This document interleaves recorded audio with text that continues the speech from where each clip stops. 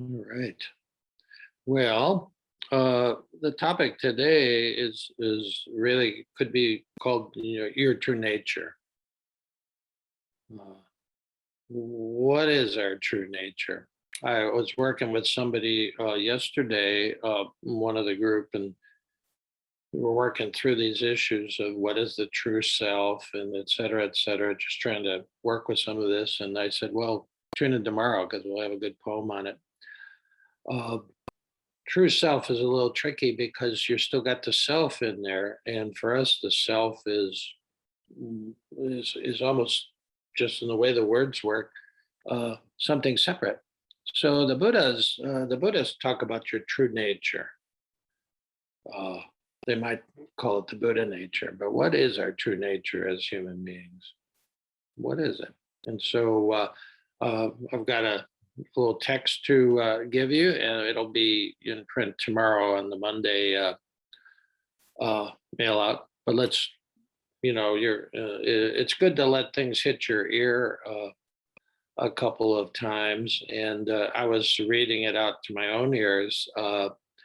While Jill was leaving people in where I was muted, and actually a couple lines moved. It's interesting, it's interesting when you working with text, especially poetic text. The order looks fine to the eye, but then when you listen to it, the words with the ear of the heart, it'll revise. I always give the ears the revision. So this is our text today. So I'll read it a couple times, then we'll sort of break it open the way that we always do. And this one will definitely lead us to into the silence, of meditation. Great love is as boundless as the universe itself. The mind that measures can never grasp it. Yet we don't have to do anything or go anywhere to find our true nature. A love supreme is right here in the cave of the heart, waiting patiently to be met. So simply be still and taste that which is. Be still and taste. Be still. Be.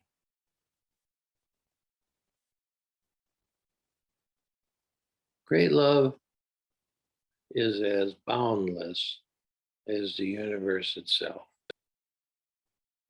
The mind that measures can never grasp it. Yet we don't have to do anything or go anywhere to find our true nature. A love supreme is right here in the cave of the heart, patiently, patiently waiting to be met. So simply be still and taste that which is. Be still and taste. Be still. Be. All right. So let's open this up a little bit, stanza by stanza. Great love is as boundless as the universe itself. We're using code words, or there's a special Hebrew word for it, which is escaping me now, that my that Zen master talked about. But they don't say the name of the boundless one. And actually, the closest they come to it is they put the four letters, but no vowels, so you can't even pronounce it in the Jewish scripture. Because how can you name something that's boundless? This great love. Great love is a code word for it. Boundless is a code word for for it. Boundless as the universe itself. The cosmos, what we call the cosmos. We have a word that's can't really fit. So all these words we're using, poetry is, you have to get into poetry if you're talking about it, because poetry ultimately is just pointing to something that can't be said, you see. So great love is as boundless as the universe itself. The mind that measures can never grasp it. That's a key thing that we're working with here, because we do have a mind that measures everything, measuring you all the time. You don't quite ever measure up to it, if you've noticed. I haven't. And it's fine. The mind that measures, it's great for baking a cake. It's great for building a house. It's brilliant in a way. We're communicating now, based in most part by the mind that measures.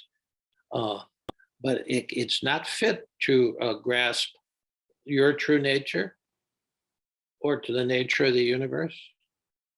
The mind that measures can never grasp it. Although, if you notice, you guys who have been meditating even for a little while, it's constantly trying to grasp. It is the thing, the mind that measures is the thing that grasps. As a matter of fact, the mind that measures is grasping itself. And you'll notice that as you meditate. You'll be there in maybe a kind of, just even for a nanosecond, in a kind of boundless space. And then an idea comes up. For me, it might be a really juicy idea, a really spiritual idea. It could be the last line of this poem. And the mind wants to grasp it right away, hold on to it. That's just the nature of that mind. Okay, that's really the nature of the ego. The ego is grasping is a good word for it, because you notice what happens to the hand when you grasp. It contracts, you see. And so the ego it's a form of contraction. And as you practice meditation, you can be you can witness that happening all the time. Juicy eye comes up. Let's grab onto it. Let's play around with it a little bit. Okay, that's fine, but it's then the whole process contracts a little bit. You can feel it in your body sometimes. Maybe it's not even a mental thing, but you can feel that slight level of tension that you have in your body. Meditation is really meant to be an opportunity to do this, to relax that grip, you see, that contraction. That's just the nature of the ego. It's okay. Now, one of the main mistakes that you can make, if you're, I want to find my true nature, I want my Buddha nature, even if I want to know, God, as Einstein said, I want to know God, the rest is details. Okay. So it can't ever be gotten by the mind that grasps. It can't. The opposite is what meditation about. It's almost like a flower opening. As you sit and you stop the grasping, you naturally open. The universe is open. It's constantly opening further and further, you see. So the mind that measures can never grasp it. Now, I love my ego. And that's the proper attitude, because the spirit, which is what we're talking about here, the spirit moving through everything, it loves everything. And so you can love your monkey mind. You should. You can love your ego. The idea that you could get rid of your ego is purely the ego. It's the ego's favorite game when you get into spirituality. The idea of, gee, I wish I get rid of this little grasping thing, or the monkey mind and all that. No, That's effort trying to get rid of effort, you see. That's doubling the effort, because the thing about the ego is there's always some effort. There's something extra there added. My first teacher, Suzuki Roshi, he said, you must understand effort. He says it takes a great effort to get to the cushion in the morning before you go to work and do your sitting. It takes a great effort to get out of bed and to get to the cushion. But once you hit the cushion, all effort stops. Because otherwise it's just more and more effort. The effort to get rid of your ego. Oh, favorite game of the ego. Yeah, favorite game. Because then it still exists because there's effort there. So that we're going into a field that's not only boundless, but effortless. So the mind that measures can never grasp it. It can never be achieved by effort, really. We don't have to do anything or go anywhere. You don't have to go to Tibet. You don't have to go, you don't have to walk to Santiago de Compostela. It'd be fine if you did, but you don't have to go anywhere to find your true nature. It's right here. I use another code word, one that I like a lot, for your true nature and for the nature of this boundless universe. It was an image coined by John Coltrane. A love supreme, your true nature. A love supreme is right here in the cave of the heart. Patiently waiting to be met. There is something about meditation and the soul work that is about meeting, not effort, but there is something to be met here. There is something to be danced with. There is something to be joined, however you want to put it. Words sort of fail, but they give you the idea. Love supreme is right here. And we use the image, I love the image of the cave of the heart, because it gives you a sense of interiority, that the meeting happens inside. It doesn't stay there, though. It says the more you meet on the inside, the more the energy goes out. And then at some point, inside and outside has no meaning either. You're just, because you couldn't say the spirit is one place and it is another. Spirit is through all everything. Yeah. So but these are just images. They're fingers pointing to the moon, kind of thing.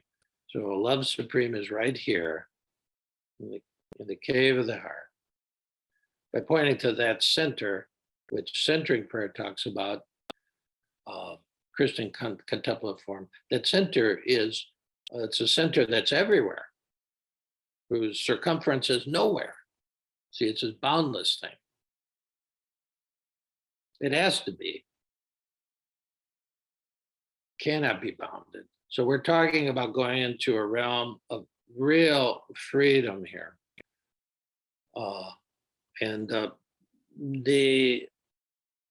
Any method is just to open the door to this. And then when you walk through the door, you're in a boundless space. So simply, and this is sort of meditation invocation, the last stanza. So simply be still and taste that which is. Now that's a really, let's break that one down a little bit. Be still, you sort of get the idea. You sit yourself down, you stop running around, but it's not a kind of stone Buddha kind of thing. It doesn't mean you're freezing. That's just another form of tension, you see, or effort. Because when you just sit yourself down for a little time and you're stilling this outward running around motion, everything's still moving inside, you see. The only time you'll actually be totally still is when you die. It's called rigor mortis. And then it's funny, something happens what happens there when you're alive one nanosecond, the next you're dead. When you're totally still, in terms of somehow the spark of life leaves, then everything goes to hell in a handbasket really quick. So we're not talking about that kind of stillness, and we're not talking about making an effort to be still. We're talking about, yeah, well, you just settle down. You sit down somewhere. I mean, your breath's moving. If you kept your breath still, that's not going to work. Blood's moving. See, so it's more like you just settling down in a way to be able to feel what's going on. That's the second image is be still and taste. There's taste and see uh, the goodness of the Lord. So this tasting is not belief. It's not a creed. It's not a recipe. It's just experience. And so be still and just start tasting that which is. That's exact translation from the Hindu when they're talking about the boundless, which they give a name, Brahman, but when you go into the Upanishads, they talk about that which is. What is God? Well, it's that which is. Basically, that's what uh, the Spirit said to Moses when Moses had this kind of psychic epiphany where he saw the burning bush and burning bush was talking to him. And that's beyond, when we talk about going beyond the mind that grasps and can reason, and that's all great stuff. We need a lot more reasoning going on in this culture. If you could reason, we wouldn't be in the fix we are with the pandemic. So there's not to put reason or logic or hard thinking, clear thinking down at all. But then there's further dimensions, and what Moses encountered there was beyond, was translogical. Didn't make any sense for a burning bush that never goes out to be speaking to you.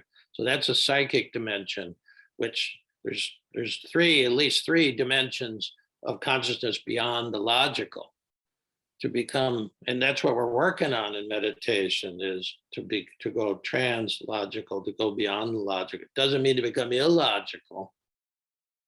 It means to take everything that we have in our consciousness and get a little bigger, get a little more open, you see. Take all the good things. So, this mystic route that we're on, it does not mean you're going to become a mystic isn't just, sit drooling on a couch weaving baskets or something. No, these guys, Teresa of Avila, she was a great mystic. And she not only was logical and rational, she was transrational. She straightened out popes, she straightened out two orders. So it doesn't mean you actually, you sit around doing nothing as no. She just had a bigger view of everything. So it's going into this boundless kind of consciousness. So be still and taste that which is. So when you're sitting, that which is constantly, get this, it's constantly arising in your view screen. Things arise, they display for a while, and then they disappear. And then something else comes in. Notice that when you shut your eyes and are looking at the blank screen for a minute. Things, that's what I call the ADD level of phenomenology. Things appear, they display for a while, and then they disappear. What doesn't, all the created world follows that. And so you'll be seeing that. Plan on it and love it all. There's no bad stuff there.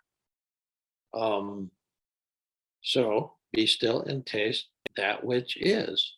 Thomas Keating, towards the end of his life, went beyond the theology of his earlier life. I mean, he was raised a Catholic Trappist monk and had a lot of theology to work through, some of it good, some of it not so good. And he outgrew the not so good stuff. And towards the end of his life, somebody asked him in an interview, what do you think God is? And he said, isness, off into infinity, just with no bounds, a boundless sense of that which is. It's all, for mystics. He had become a mystic by that time. You see, that which is. So be still and taste that which is. And I'm doing this, working off the be still and know that I am God. I think, whoever the psalmist was could have left off God because, God already told us well, what's your name? He said, well, I am. And actually in the Hebrew scripture, it's just am, being. He just said, I'm isness, it got translated, but so be still and know that I am. Well, I'm riffing on that one. I say, because I'm giving sort of the sense of how do you do it in meditation? Be still and taste that which is, which means whatever you're witnessing at the moment. Monkey mind, just spaciousness, light, doesn't matter. You taste it, but you don't grasp it. Once you grasp it, you're out of the frame in a way. Think about that. Once you grasp it, it's like grasping a rose. You you get hurt. So you just don't grasp it.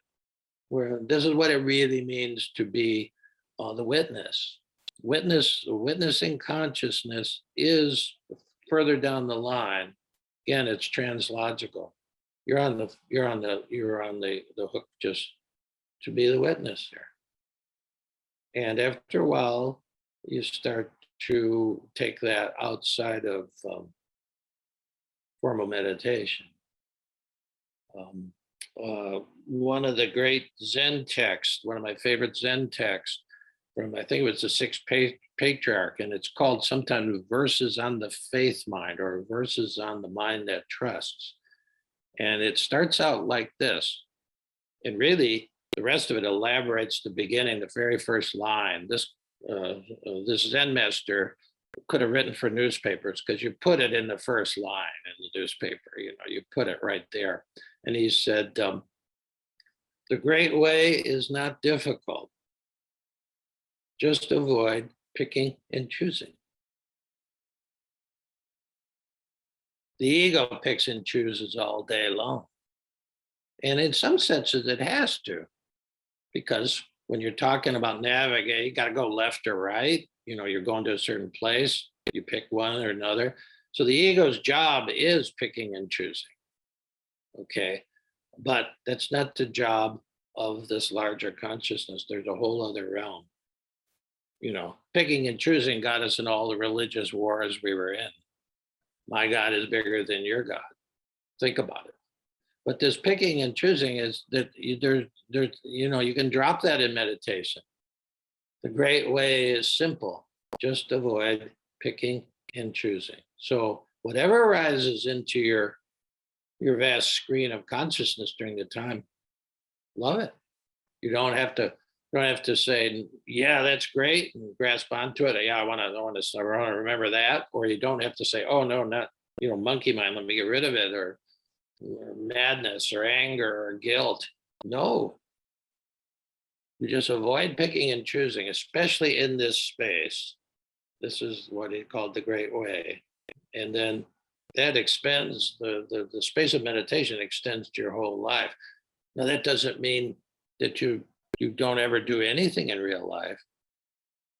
No, if you actually can cultivate this mind, then when you encounter somebody who's hungry, and if you have food, you feed them.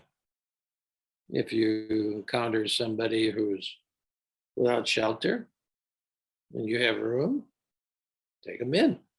And this is how it just makes total sense. We don't have that kind of culture. People living on the streets of Louisville, Bardstown even, in their cars, unsheltered people. We see them, we walk past them. We're picking and choosing, you see. So be still and taste that which is. Be still and taste. Be still. Be. That witness is it's pure awareness. And the Buddhists have a whole teaching on pure awareness. all the traditions, all the mystic traditions. You're just witnessing what is the same. So let's give it a shot. Let's give it a shot. Let's go into this view and um, just don't pick and choose anything for 20 minutes and see what that feels like. Just see what it feels like in your body. And when you find you are picking or choosing, oh, yeah, I like that, I don't like that, or you're grasping onto something that's really juicy and holding on to it, wanting to remember it, or maybe you're preparing to say something in the later section that's the worst of all. Just, you can always just do this. You can just let it be, let it be, let it be. Okay. All right. So let's get into meditation mode. Turn off this recording.